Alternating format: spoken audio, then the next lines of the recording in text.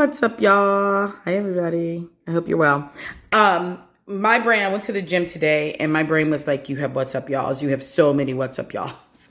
And I was like, I don't know, do I? But I think I might. And the one that feels, little scar.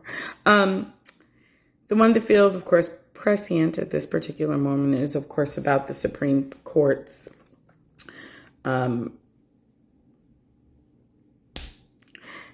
here's what it is that I want to say is I am never surprised when this project shows itself for what it is.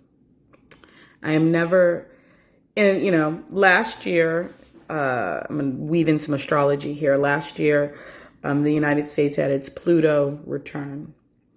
And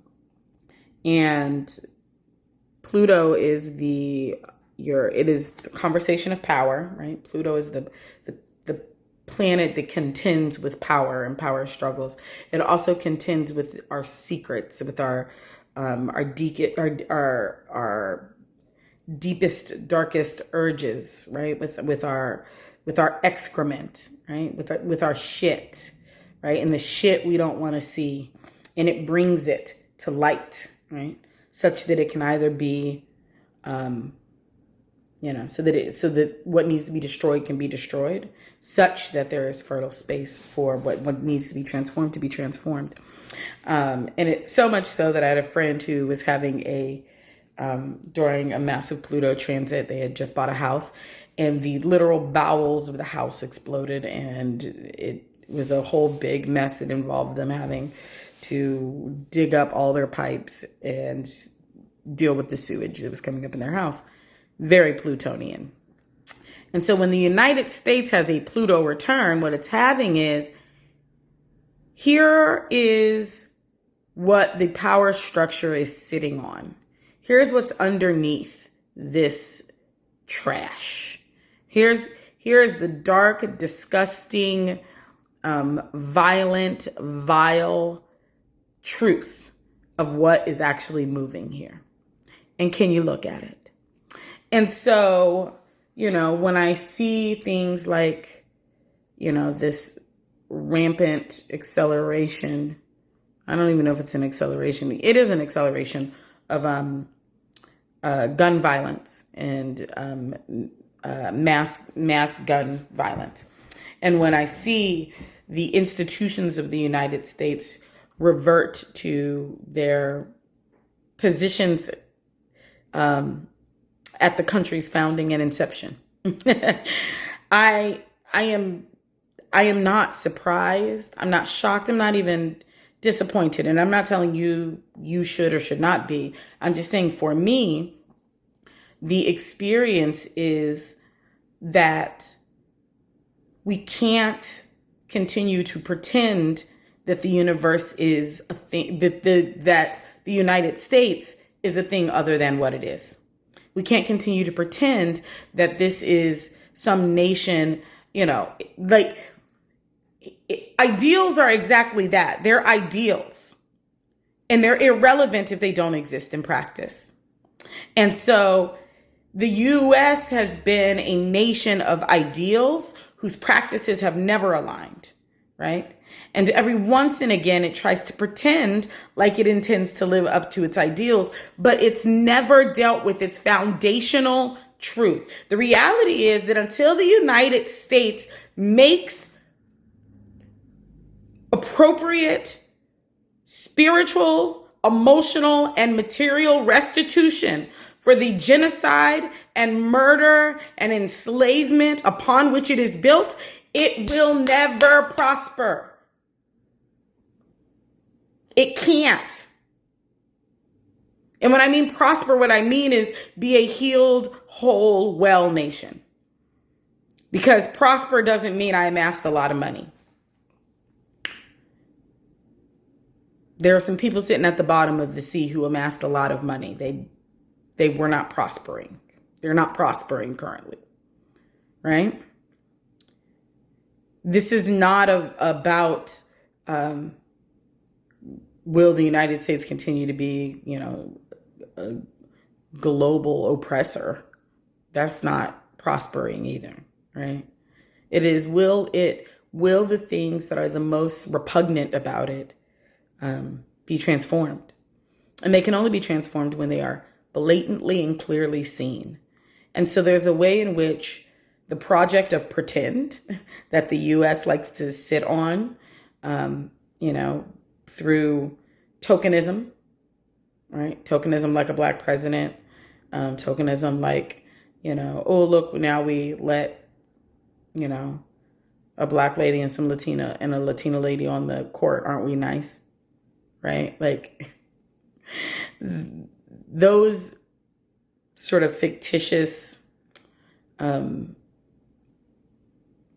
even know what to call it. Just, these fictitious offerings, right? Paltry offerings, to get us to go back to sleep, have to be shown. Like it just has to be made plain in order to catalyze what needs to be catalyzed in us, such that we might transform.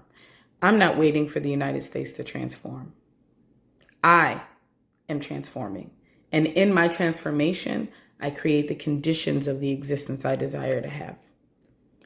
And if you're waiting, and this is I feel like this is such an excellent example of the kind of spiritual work that we're being called to do right now. If you're waiting for an external condition, and I know I've said this before, as I'm saying it, I'm hearing myself say it again. If you are waiting for an external condition to mitigate your joy, you'll be waiting forever. If your joy is contingent, like if that experience, if that, those rulings, the series of them, the one yesterday, the two today, if whatever else will roll out, if those things can steal your joy, you will only ever have a stolen joy, because those things are transient and they are built on the kinds of debris and refuse that require its own deep transformation, right? It's outside of you. You cannot control the Supreme Court, right?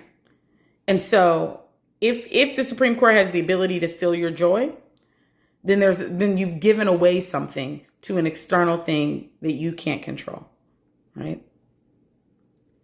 My joy cannot be taken away by the Supreme Court. It can't. And because of that, what I'm able to do is stay connected to what wants to arise in me that can impact the world in a way that moves it, even incrementally, in the direction of greater love, justice, peace, equity, compassion. I can't get to what wants to arise in me that will transform the world and move it even incrementally toward a more just, equitable, compassionate, loving planet. I can't even get to it if the only place that I can arrive at that, right, that I can even, the only way that my body can tell my mind that is a thing, that there is something to do, is when I am at peace and can access joy. That's when that information arises. And so if I cannot access it, then I can't ever take the steps that help me get to equity, love, joy, peace, compassion in the world. I can't figure out what my incremental next step is because my incremental next step has become dependent on some external force. And so I invite us to ask ourselves today, how can I be sovereign in my joy? Because if I can figure out how to be sovereign in my joy, right? And I have some ideas I've been practicing for myself, and I'm happy to talk more about what I've been practicing that is allowing me to be sovereign in my joy. But if I can be sovereign in my joy, then I can create an experience. Then I walk with a certain sovereignty, a sovereignty that the Supreme Court cannot take away, This is the reason why enslaved people still had access to dignity, still had access to faith, still had access to connection. It's the reason why Black mothers whose 13 children were sold off into slavery didn't just die. Because there is access to a certain sovereignty that cannot be stripped by external factors. That's the invitation to come back to. So I want to hold us tenderly as we have the responses that we are having to the U.S. showing the detritus, right, upon which it is built, and making that plain for us such that we are not in some sort of illusion or fantasy about what this country actually is. And then I invite us to be like, where is my sovereign joy inside myself that cannot be taken by these external experiences? And how do I walk with that today, such that it might give me a bit of information about where it is that I'm supposed to go and what it is that I'm supposed to do that even incrementally moves us closer to liberation.